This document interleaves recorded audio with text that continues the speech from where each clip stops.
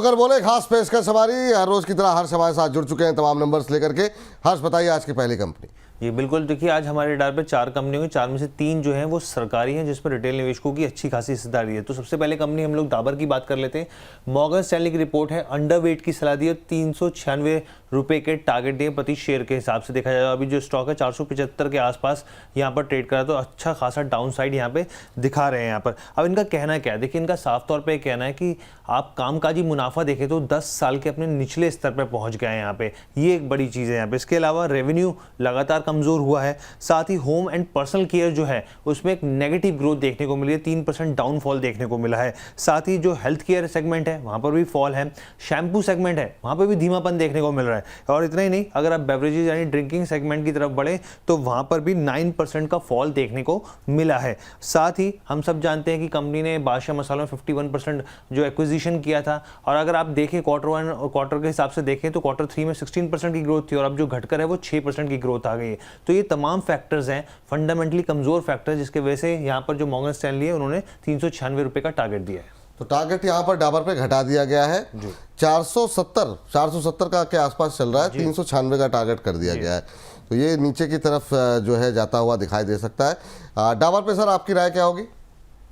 देखिए अभी जिस तरीके का ये मूवमेंट कर रहा है ना, आपको जरूर एक डाउनसाइड आप निगेट नहीं कर सकते हैं। मतलब आपको हो सकता है ये करीबन 450 रुपए तक का मूवमेंट करता हुआ दिखाए, और अगर आप चाहेंगे तो वहां पे आप धीरे धीरे करके पोजीशन बना सकते हैं। 390 का टारगेट थोड़ा सा मुश्किल लगता है, क्योंकि सर ये जो अंडर परफॉर्मेंस है ना, ये प्राइस में फैक्टर इन हो चुका है, बहुत बीटिंग हो चुकी है। अब ये कहीं सपोर्ट लगे ट्रेंड रिवर्सल करेगा तो मैं समझता हूं 430 424 तक जरूर आ सकता है, बट वहां पे एक बाइंग अपॉर्चुनिटी बन सकती है। जी चलिए, तो ये बात यहाँ पर निकल करके आती हुई अगली कंपनी के लिए दोबारा चलते हैं हर्ष के पास। हर्ष बताइए अगली कंपनी। देखिए हम अपने व्यूअर्स को सबसे पहले बता दें कि 2 सरकारी बैंक के ऊपर हम लोग बैक टू बैक चर्चा करेंगे। तो उसमें साफ तौर पे अगर आप चाहे यहाँ पे कोर कमाई की बात करें वहाँ पे कमजोरी है, स्लिपेज की बात करें वो बढ़ता हुआ देखने को मिला है। आप राइट ऑफ की बात करें कि बट्टा जो लोन में डाल दिया जाता है वहाँ पे दिक्कत देखने को मिली है, और यहाँ पे प्रोविजनिंग भी बढ़ती हुई दिखी। तो सबसे पहले पीएनबी की बात करते हैं। इन्वेस्टर की रिपोर्ट आई है, बिकवाली की सलाह दी है, 85 रुपए का टारगेट दिया। अब इन्होंने क्या कहा है रिपोर्ट में? अपने रिपोर्ट में उन्होंने साफ तौर पर कहा है एसेट क्वालिटी जो है वो वीक हो रही है, यहाँ पे वीक देखने को मिली है। नेट इंटरेस्ट मार्जिन में जो है कमजोरी देखने को मिली है। स्लिपेज जो मैं बात कर रहा था, स्लिपेज बढ़ते हुए देखे हैं यहाँ पे। रिटर्न ऑन एसेट का जो आउटलुक है वो काफी ठंडा देखने को मिला है। और इसके अलावा जो लोन ग्रोथ है, खासतौर पर रिटेल की बात करें या फिर कॉर्पोरेट की बात करें, वहां पर जो डिस्बर्समेंट है उसमें काफी धीमापन देखने को मिला है। और इसी के चलते इन्होंने जो है अर्निंग पर शेयर जो है FY26 के लिए 14% तक घटाते हुए ये दिखे हैं। साथ ही वित्त वर्ष 2026 के लिए क्रेडिट ग्रोथ गाइडेंस जो है 11 से 12% कर दी गई है, और साथ ही जो डिपॉजिट ग्रोथ है वो 9 से 10% की गई है। ठीक, चले तो अभी 93-94 के आसपास चलता हुआ पीएनबी का शेयर, और यहाँ पर 85 तक के टारगेट देखने को मिल सकते हैं नीचे की तरफ। सर नतीजों को के बाद जो ये जो अलग अलग ब्रोकरेज हाउसेस की तरफ से थोड़ी अब जो है सुस्ती दिखाई जा रही है पीएसयू को लेकर, आपकी टिप्पणी पीएनबी पर कोई परेशानी की बात नहीं है। अगर ये वो लेवल दे भी रहे हैं, 52 हफ्ते का लो ही तो दे रहे हैं, 93-94 पे बैठे हुए हैं। आप जितनी नेगेटिविटी उम्मीद कर रहे हैं ना, मेरे को 2 चीजें बहुत प्रोमिनेंट लग रही हैं। एक तो इनकी asset quality relatively private bank से अच्छी है, जो कि मैं शुरू से बोलता हुआ आ रहा हूं। दूसरी बात, ये कोई नहीं देख रहा है कि इस साल से इनका कासा इंप्रूव हो गई हो। इनका जो टियर 3 रूरल एरिया में पेनिट्रेशन है उसको ना बुलाएं।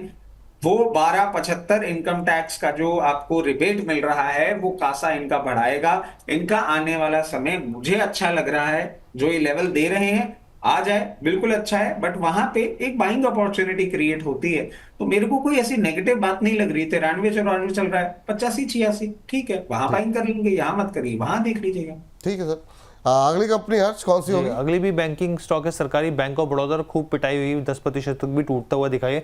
अभी देखिए आज नुवामा की रिपोर्ट आई है, न्यूट्रल की यहाँ पे इन्होंने सलाह दी है, और 235 रुपए का टारगेट दिया। इनका साफ तौर पे यही यहाँ पर भी कहना है, कोर इनकम जो है, नेट इंटरेस्ट मार्जिन जो है वहां पर दबाव देखने को मिल रहा है। साथ ही इनका कहना है ब्याज दरों में जो कटौती हुई है उससे यहाँ पर जो है प्रेशर बनता हुआ दिखाया है। और FY26 के लिए इन्होंने जो नेट इंटरेस्ट मार्जिन में आउटलुक है वो 18 बेसिस पॉइंट और FY27 के लिए 14 बेसिस पॉइंट में कटौती करी है। और साथ ही वित्त वर्ष 2026 के लिए जो EPS कट है वो 8%, और वित्त वर्ष 27 के लिए यहाँ पर जो EPS कट है वो 10% के आसपास कर दिया है। चलिए, तो लगभग जो भाव चल रहा है उससे 10 रुपये ऊपर के आसपास के टारगेट हैं। कोई खास यहाँ पर जो है लेवल्स नहीं निकल के आ रहे हैं। सर, अभी क्या सलाह रहेगी आपकी बीओबी को लेकर के? यहाँ पर भी निराशा जो है देखने को मिली, कल बड़ी गिरावट थी, आज आधे % की गिरावट। आपकी टिप्पणी क्या होगी बैंक बीओबी पर? सर बीओबी पे जो इनका टारगेट है वो तो इन्होंने दे दिया, बट एंट्री प्राइस नहीं दे रहे। एंट्री प्राइस मैं दे देता हूँ, टारगेट बहुत इजीली अचीव होगा और उसके ऊपर भी जाता हुआ दिखेगा, बट एंट्री प्राइस यहाँ पे नहीं है और 206 रुपए के आसपास आता है, वहां एंट्री प्राइस बनती है। और वहां पे अगर आप एंट्री करते हैं तो ये जो 235 का टारगेट दे रहे हैं, ये एक छोटा सा इसका रेजिस्टेंस है, उसको ये ब्रीच करेगा ही करेगा और फिर आपको 250 रुपए तक का मूवमेंट दिखा सकता है मीडियम टर्म में। तो अकॉर्डिंगली अपनी पोजीशन मैनेज करें। Not to forget, international trades जैसे ही आपकी ठीक होती हैं, ये उन चुनिंदा पीएसयूज में से है जो आपका स्टेट बैंक के बाद इंटरनेशनल ट्रेड में बहुत स्ट्रॉन्ग होल्ड रखता है। चलिए सर, ठीक। आज की लास्ट कंपनी, हर्ष बताइए कौन सी होगी? जी, आज की लास्ट कंपनी है कोल इंडिया पीएसयू। नुवामा की रिपोर्ट है, होल्ड की सलाह दी है, 405 रुपए के टारगेट दिए हैं यहाँ पर। अब इनका कहना क्या है? इनका साफ तौर पे कहना है जो रेवेन्यू है उसमें धीमापन देखने को मिला और आगे भी इसमें चुनौतियाँ देखने को मिल सकती हैं। साथ ही जो अर्निंग ग्रोथ है वो मिसिंग हो रही है, यहाँ पर जो टारगेट्स रहे हैं वो एस्टिमेट जो रहे हैं वो उससे मिसिंग रही है। साथ ही जो एबिटा बढ़ता हुआ दिखा है 11% जो बढ़ा है, उसमें जो बड़ी भूमिका रही है एम्प्लॉय कॉस्ट की कटिंग रही है यहाँ पर, जो यहाँ पर इसकी वजह से एबिटा बढ़ा है। साथ ही वॉल्यूम ग्रोथ में बढ़ोतरी की ज़रूरत है यहाँ पे, उसको और इंक्रीज करने की ज़रूरत है यहाँ पे। और जो ट्रिगर्स हैं ओवरऑल बहुत ही ठंडे रहे हैं यहाँ पर। हाँ सर, मतलब 1-1.25 साल के नज़रिए के साथ 20 रुपये ऊपर का टारगेट, आप संतुष्ट हैं कोल इंडिया के ऊपर जो नुवामा की रिपोर्ट आई है उससे? सर मैं आपको एक और चीज बोलूं, बहुत फनी बात है, जो इन ब्रोकरेजेस ने टारगेट दिए ना, वो ऐसा लग रहा है टेक्निकल लेवल्स को देख के दे दिए। और क्यों दे दिए हैं सर? आप भी चार्ट खोल के देखेंगे ना, आपको साफ दिखेगा कि 405 से 408 की रेंज ना एक मल्टीपल रेजिस्टेंस बन रही है, जो कि एक के टाइम मल्टीपल सपोर्ट बनती थी और उसको ब्रीच करेगा ये तभी, मतलब एक आपको ना एक ऐसा एक फ्लक्स पॉइंट दिखेगा चार्टिकल पैटर्न्स पे कि वहां पे तो आपको रेजिस्टेंस मिलेगा, बट ये 422 के ऊपर जब जाएगा ना, उसके बाद मोमेंटम इसको 482 रुपए तक लेके जा सकता है।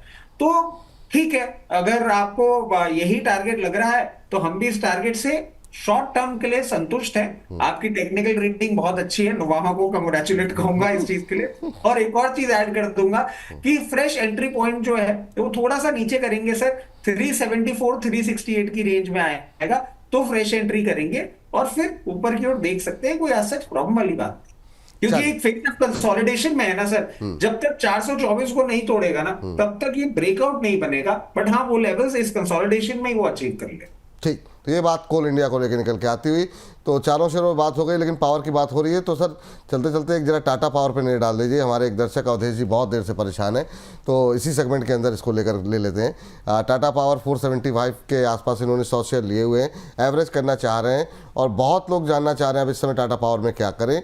थोड़ा सा कंसोलिडेशन थोड़ा लंबा खिंचता हुआ दिखाई दे रहा है, क्या सलाह रहेगी सर आपकी? सर देखिए, कंसोलिडेशन थोड़ा सा लंबा खिंचता हुआ दिख रहा है and for the time being ये दिखेगा भी, क्योंकि अभी इसको जिस तरीके से एक फेज में आ गया ना, आप अगर चार्टिकल पैटर्न देखेंगे ना खुद आपको देखने को मिलेगा बहुत टेपिड बाइंग हो रही है इसमें। ये ना प्राइस इंक्रीज नहीं कर रहे हैं, बट कोई अक्यूमुलेशन चल रहा है और वो अक्यूमुलेशन जैसे ही पूरा हो जाएगा, मैं समझता हूं ये एक ब्रेकआउट कैंडिडेट बनेगा बहुत कंफर्टेबली, कभी भी आपको 425 रुपए के लेवल भी दे देगा। अब क्योंकि इनकी बाइंग प्राइस इतनी नियर है और उसमें मेरे को नहीं लगता अब इनको कोई एवरेज करने की जरूरत है, मगर एवरेज अगर करना है और फंड इन्होंने ब्लॉक कर रखा है 358 से 360 रेंज में आएगा तो अपन एवरेज करने की सोचेंगे। उसके पहले पोजीशन मेंटेन रखिए, जो काउंटर कंसोलिडेशन में चल रहा है ना उसमें ज्यादा लड़ाई नहीं लड़नी चाहिए, नहीं करनी चाहिए।